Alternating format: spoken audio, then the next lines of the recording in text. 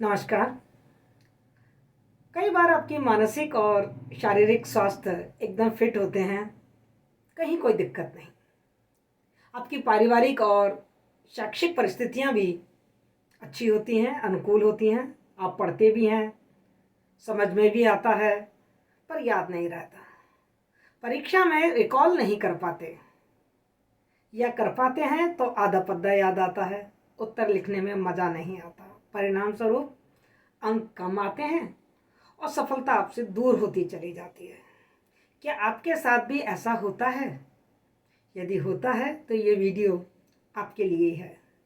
आगे बढ़ें इस वीडियो में, इससे पहले आप सबसे निवेदन है कि मेरे इस चैनल को प्लीज़ सब्सक्राइब करें, यार दोस्तों के साथ शेयर करें, और हाँ, बेल आइकन को दबाना ना भूलें, नहीं तो मेरे नई वीडियो के नोटिफिकेशन आप तक कैसे पहुंचेंगे। चलिए आपकी समस्या का समाधान करते हैं। बड़ा सीधा साधा सा नियम है। किसी भी विषय पर आपकी मेमोरी बनने के 4 साधन हैं जो आपके अपने हैं। सबसे पहला, कान। 25% मेमोरी सुनने से बनती है। दूसरा, आपकी आँखें। 25% मेमोरी आपकी देखने से बनती है। तीसरे, आपकी जुबान। 25% मेमोरी आपके बोलने से बनती है। और चौथे, आपके हाथ। 25% मेमोरी लिखने से बनती है। तो देख लीजिए, कितना मीठा करना है उतना ही गुड़ डाल लीजिए।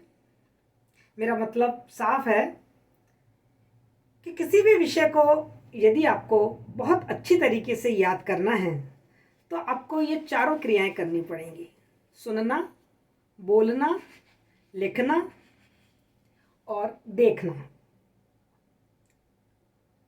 सुनना, सबसे पहले आपको सुनना आना चाहिए। आप केवल अपने कानों से नहीं सुनते हैं, आंखों से भी सुनते हैं।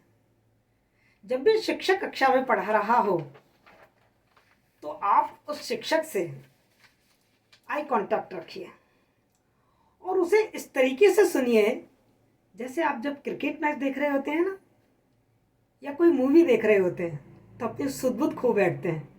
कहीं कुछ ना दिखाई पड़ता है और ना कुछ सुनाई देता है। बस इतनी एकाग्रता के साथ अपने शिक्षक को सुनते रहिए।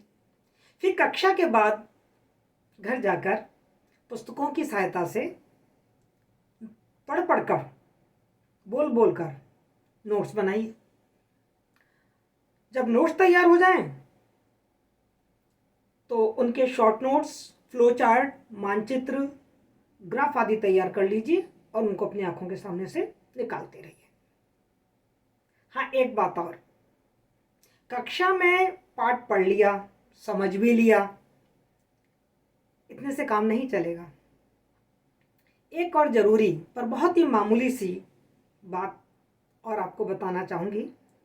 आइए, इससे पहले आपको एक आश्चर्यचकित कर देने वाली बात बताती हूँ।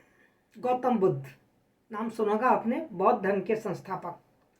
गौतम बुद्ध के संदेशों और उनके साहित्य को जब संपादित किया जा रहा था तो राहुल संस्कृतायन के सामने एक बड़ी चकित कर देने वाली बात सामने आई कि गौतम बुद्ध के संदेश, प्रत्येक पंक्ति, तथ्य हूबहू 3-3 बार लिखे हुए थे। बेचारे राहुल संस्कृतायन तो चकरा गए।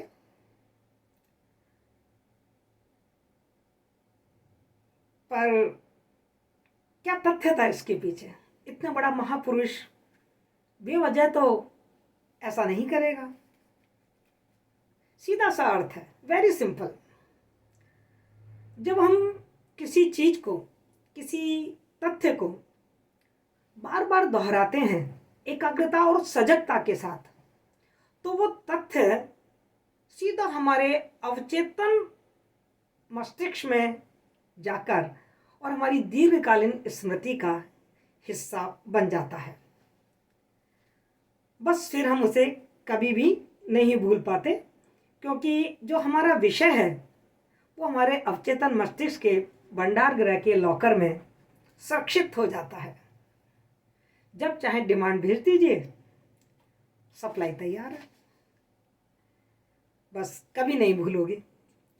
यदि आपने जो पाठ पढ़ा है उस पाठ को आप 24 घंटे के अंदर एक बार रिवाइज जरूर कर लें, और ये रिवीजन आपके नोट्स बनाते समय हो ही जाएगा। उसके बाद 7 दिन बाद, 7 दिन के अंदर अंदर आपने जो शॉर्ट नोट्स बनाई हैं, जो फ्लो चार्ट बनाई हैं, जो मानचित्र है, जो ग्राफिक्स हैं, उनको अपने आंखों के सामने से निकाल दीजिए। फिर भूलो तो जानो, भूल कर बताओ। चाहोगे ना तब भी नहीं भूल पाओगे। चलिए फटाफट प्रैक्टिकल कीजिए और फिर मुझे बताइए